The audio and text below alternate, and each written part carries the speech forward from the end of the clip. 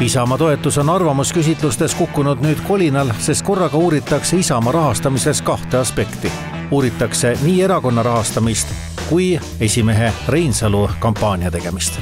No Jaanus, tundub, et ükskõik, mis erakonda sina lähed, rahajamad tulevad sinuga kaasa. Ma ei tea, kas sina põhjustad neid või raha jälitab sind. Ja täitsa imetlusväärne Reformierakonna valitsemiskunst alati, kui keegi saab Reformierakonnale tugevaks konkurendiks, siis enne kohalikke valimisi või enne parlamendi valimisi tullakse mingi juhtumiga välja. Teeks lühidalt. Ütle, kas teil on jama, olete teinud midagi valesti või ei ole? Olete süütud või olete süüdi? No nii palju, kui lugesime ajalehest, nägime, et see puudutab aastaid 2021-2022. Ja mida see puudutab, me ei tea. Ja see hämmastab ka see, kui prokuratuur väidab, et tema ei tea midagi. Siis sina tead, ütleme peaministri erakonna esindajana, et midagi on valesti, midagi on kindlasti valesti. Kõik teavad ju seda, kõik on lugenud ju lehes seda. Ega mina ei tea rohkem kui see, mis ma lehest loen. Aga lehes ei kirjutata ju ometigi valet. Ei, ma ei kavatse lasta endal suud kinni toppida. Ja keegi kardab Isamaad, keegi kardab mind ja selleks, ütleme, leitakse, et mul peaks olema väljendusvabadus piiratud, siis ma absoluutselt sellega nõus ei ole. Mind hämmastab, et Reformierakonna puhul kõik need hämakapid, kuldmündid on siiamaani rääkimata ja ma võtaksin need toimikud lahti hea meelega, avaks rahvale ja vaataks, et miks sealt ühtegi menetlust ei alustata. Avatigi ja kõik oli teada. Ükski asi poolt seaduse rikkumine tegelikult, kõik oli toimunud ajal, mis olid lubatud ja kõik oli jama. Kõik need erhooldused, kõik need veetmandid, kõik oli korras. Kõik oli korras. Siim Kallase 10 minutit, kõik on korras. Kurat, meil oleks ausalt öelda sinuga lihtsam tead kahekesi. Ma tea, viisi pead, laulda oskad või?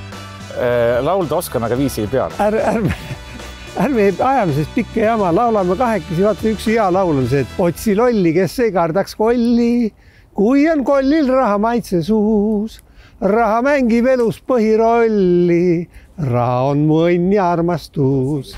On tõesti väga rasked ajad, ei ole lihtne, raha jagada täna ei ole inimestele võimalik. Poliitika kuluaarides räägitakse, et väga madala reitinguga Eesti 200 on laiali jooksmas ja nii võib Reformierakond jääda ilma oma ainsast alles jäänud koalitsioonipartnerist. Sa olete liikumas sul on tuttav teema ja ühe parteisüsteemi suunas, et see tundub, et teil ei hakka enam, polegi vaja enam teha koalitsiooni, et teete ise endaga. Ei, aga vaata, see on selline protsess, mida meie ei juhi kuidagi.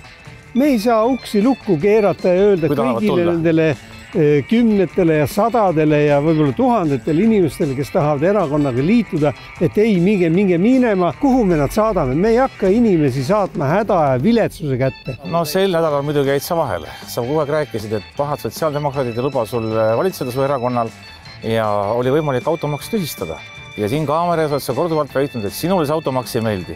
Mitu eelnõud oli võimalik panna rohelist nuppu, aga sa ei teinud seda. Jah, aga ma ei saa hääletada koos EKRE-ga või koos Isamaaga. Sellised põhimõtted. Pealegi ausalt öelda, teil oli 7 häält saalis, mis on vahet oleks olnud, oleks ma 8 olnud.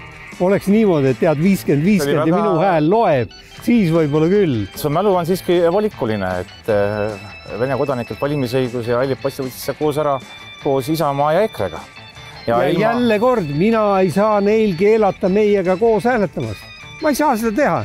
Kui nemad haagivad kaasa, näevad, et Reformierakonnal on järjekordne hea mõte, idee, tahavad hääletada, palun. Ma ei saa seda. Tegelikult on ainult üks väeseid kohti, kus saab kiita koostöö eest. Põhiseaduse muutmine oli väärt tegu ja see riigimelik tegu, kus siis praktiliselt 5 erakonda tulid seda toetama ja president pani lõpuski sinna allkirja. Nii et ka midagi positiivset.